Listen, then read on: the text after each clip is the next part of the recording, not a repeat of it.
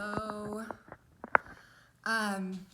So I am going to do a video update of our progress at the Mayo Clinic last week with Asher, because a lot of people are asking what we found out and what we did and how things are changing.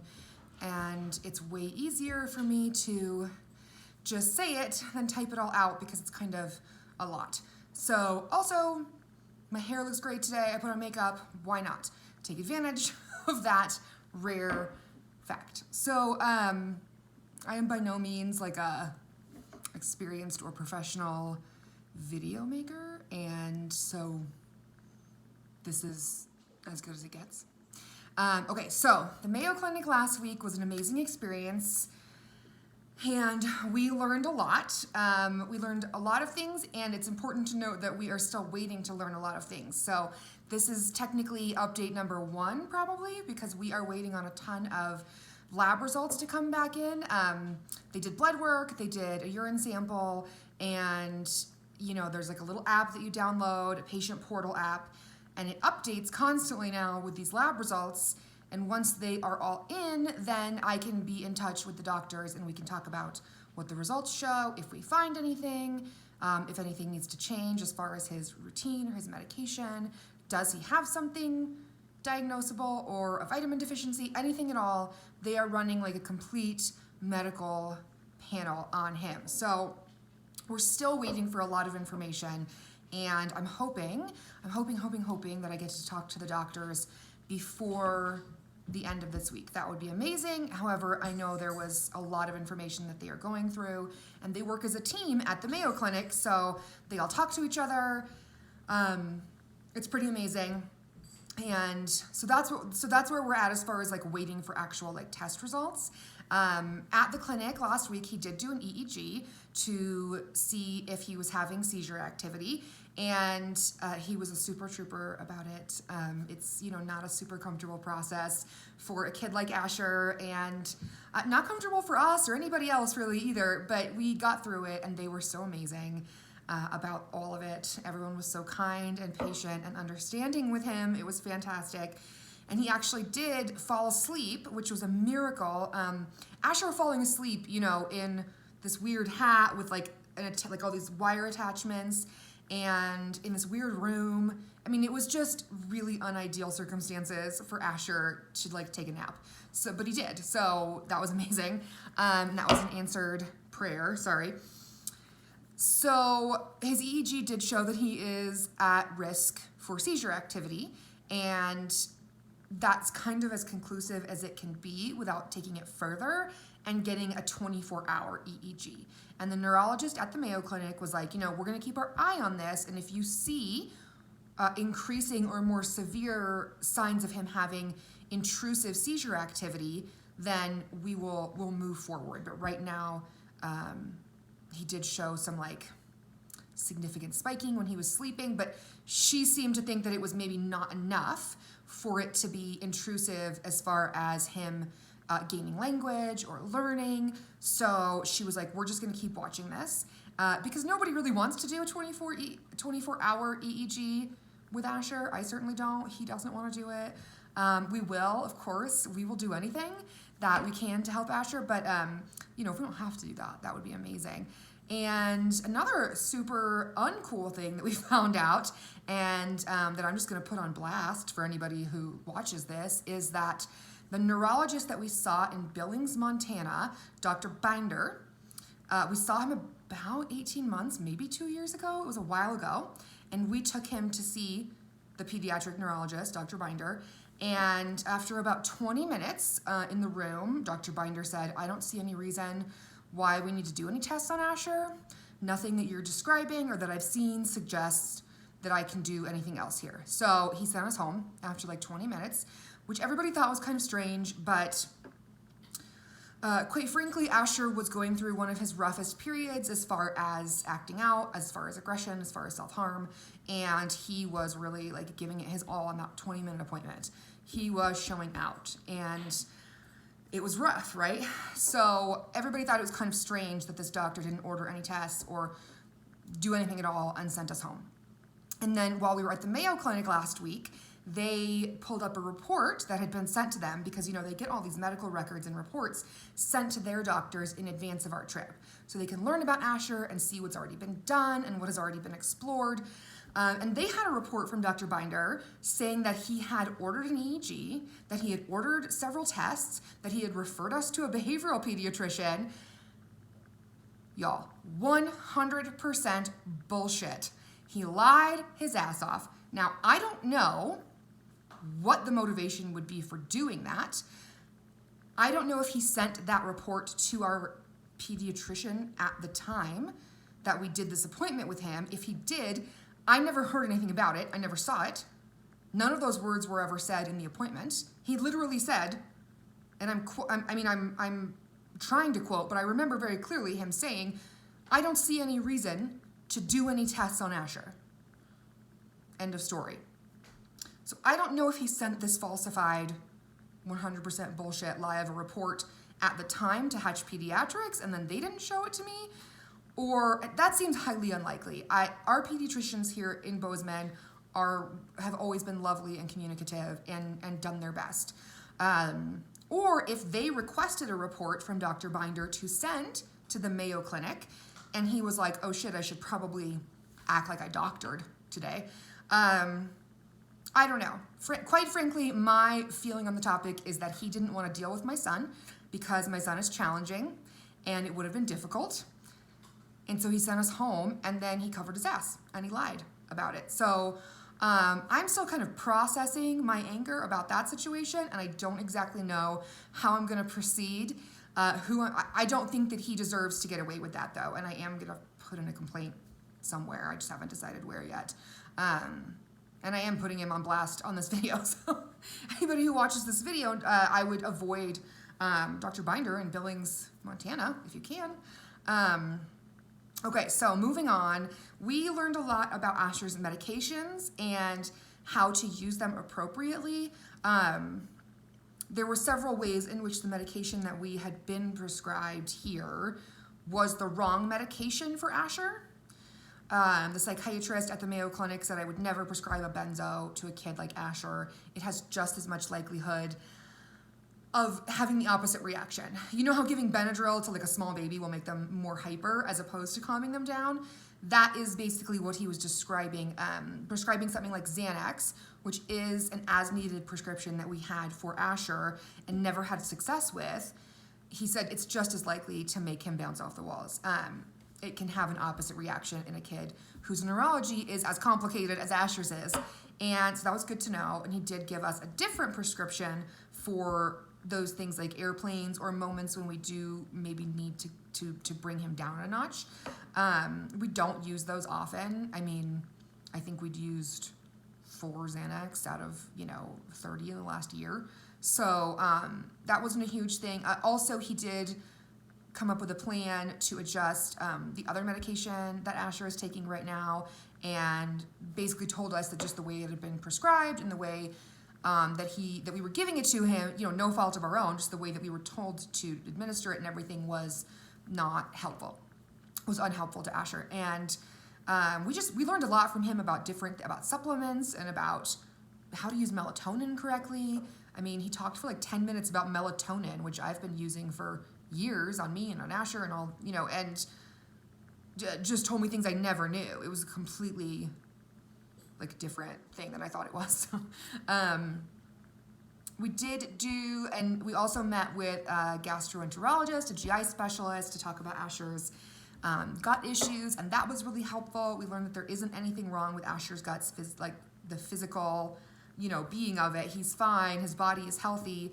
It's sort of a unfortunate thing that happens with a lot of autistic kids is the sort of combination of their picky eating habits and then their choices behaviorally can lead to all this backup in their guts, and then their body essentially, the doctor had this like cute little diagram that he drew for us and it was all very clear. I can't do that, but essentially what he said is that Asher's body has reset to an abnormal baseline, so his body isn't telling him when to go appropriately.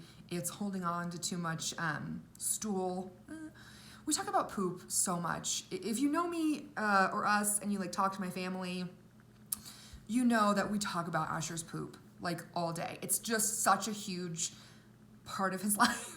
Like we do enemas, Miralax, laxatives. Like we've worked so hard to try and get Asher's guts moving and address like sort of a motility issue in his intestines, because we see a huge spike in his most harmful and aggressive behaviors when he's backed up, like when he's constipated, when his guts don't feel good, when he's not on a good diet, all those kinds of things. So it actually was a huge deal for us to talk to a GI specialist about this, because it is a huge factor that goes into his behaviors. So he is going to come up with a plan, the GI doctor, to help us rehab Asher's guts, is essentially what he said. And he described it as more of like when you get a knee injury and you have to rehabilitate that. And it's not like when you get, sick and you take an antibiotic, there's nothing we can do like that for him, but we can take steps to rehab his intestines basically, and his GI tract and all that fun stuff, so that hopefully he can have kind of a normal system and move waste adequately in a way that doesn't make him hurt, doesn't make him upset. So we talked about a lot of things with the geneticist, neurologist, the GI doctor, the psychiatrist. We were really concerned with medical stuff on this trip. We did not have any therapeutic consults. We didn't see a speech therapist or an OT or anything like that at Mayo. One, it was just, we can't, we were there for a week and we really couldn't be there that much longer. I'm sorry, if you can hear like weird noises, my dogs are just like spinning around over here. So that is them. So we learned a lot about how important it is for us to regiment his schedule, to regiment the times at which he wakes up and at which he eats and at which he takes his medications, and all of these things that, sometimes are like floating around or you're doing them kind of 75%. And, we talked about how to try and do them closer to 100% to benefit him behaviorally. And, and so those are the things that we're moving forward with now, is his GI stuff, changing his medication, watching out for seizure activity, things like that. And in the future, hopefully not too far in the future, we will have more information about his blood work. And they are testing for all kinds of things, metabolic things, DNA stuff, chromosomal, abnormalities, or deletions, things like that. So I will have more information, I think, in a couple days, and learn more about how we can make his quality of life even higher. And, speaking of that, I did talk to all the doctors that I saw about Asher's quality of life and about the care that we've received for him here in Montana. And, I don't want to be shady or anything, but there was a lot of like, nobody ever tested for this before. There was a lot of like side eye at, kind of decisions that have been made and not made here with his care. And that was upsetting to me. And I know if you like pay attention to things I say, and if you paid attention to my Instagram last week, you know that I had a moment of being pretty low about it. You know what? I don't feel abnormal about this. I think if you have a child who suffers in any way, you are upset. At the end of the day, there's no way for me to be okay unless my kids are okay. And that's normal. I don't know what else to tell you. I don't feel weird about that. I don't feel like that's going to be something that like a skill I'm just going to develop, where I feel okay when I know Asher isn't getting what he needs to have his best life. And what I know from having these conversations at the Mayo Clinic, plus from just living here for the last 4 years, is that there is probably adequate medical care here for a lot of people and a lot of kids. There is not for Asher. They are baffled, and they have, after the whole thing with Dr. Binder and being sent away with nothing and thinking about why and the motivations, I just wonder how many rooms we've been shooed out of because Asher is hard and they don't know what to do. there's not adequate, sort of psychiatric care for him here. We've never felt like we were getting answers or guidelines or ideas really that were being super helpful and addressing like root problems instead of just like his symptoms. So I feel like we're on that path now with Mayo, and if we need to go back to Mayo, we will. I will live in Mayo's lobby if I need to, and it's beautiful, and I would. So I would love to live, at the bottom of the steps that go to the Mayo Clinic. It's an amazing place. It's exactly how healthcare should be for everyone. It is tragic and hurtful and depressing that it's not. And that it's not, especially for the people who need it the most. For a kid like Asher, who's super vulnerable and needs more help, it's super tragic that we've had to jump through as many hoops as we have to get qualified specialists to look at him and to pay attention and to dig deeper, right? So the conversations I had with all the doctors were very affirming and validating to me that yes, of course, Asher's quality of life will improve when you live somewhere with more resources and access to care for him, of course. We had the psychiatrist specifically that we saw at Mayo was like, it's essentially a numbers game. You need to be somewhere with a denser population. When you have somewhere with a sparse population like Montana, Asher might be the only kid in a 100-mile radius who has the kind of needs that he has. That's just a numbers thing. I think we're like the second lowest population in the country, like the state of Montana. And it's very sparse, it's very spread out over a pretty large state. So he said, once you get into a denser population and you have more people, the odds go up that there are other kids like Asher who have needs like Asher's. And there are other doctors who have seen kids like Asher and treated kids like Asher and had success with kids like Asher. There are more activities for kids like Asher. There's more safe spaces, more support groups, more potential for friendship, more potential for our family to have support set up all around us. It's a population issue, essentially. And it's also a blue state issue, and we did talk about that too. Like I said, I felt really validated and affirmed by all the doctors that we spoke to at Mayo that we need to live in a blue state in a big city.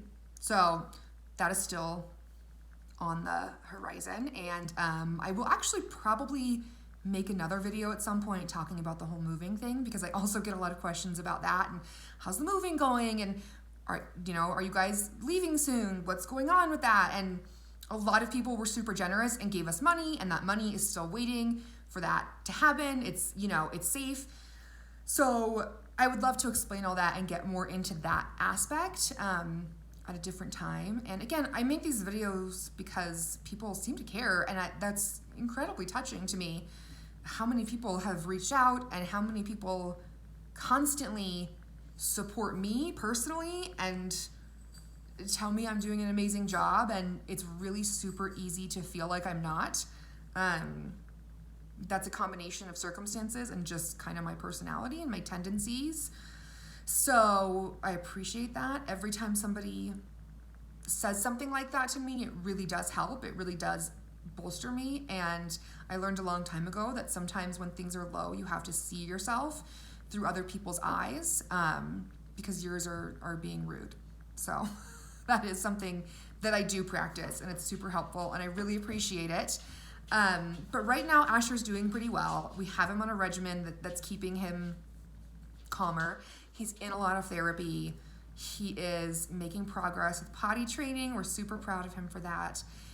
We are very, very focused right now on communication, on potty training, and on behavioral modification, because he has to learn that hurting himself is never a good option. I'm sorry, it looks like she's making sounds like she's gonna throw up over here. Anyways, if you see this video, please, if you have any questions, if you have any, if you wanna know anything about the experience of going to Mayo Clinic or how we got to the Mayo Clinic, or, I would love to talk more about that. I would love to answer any questions about Asher or the Mayo Clinic or our trip or really just anything else. I just, I like talking to people. Yes, please get in touch with me. And I appreciate if you have watched, this is like 20 minutes now. So if you have gotten through this whole video, God bless your little heart. You're probably my Mimi, but hi Mimi.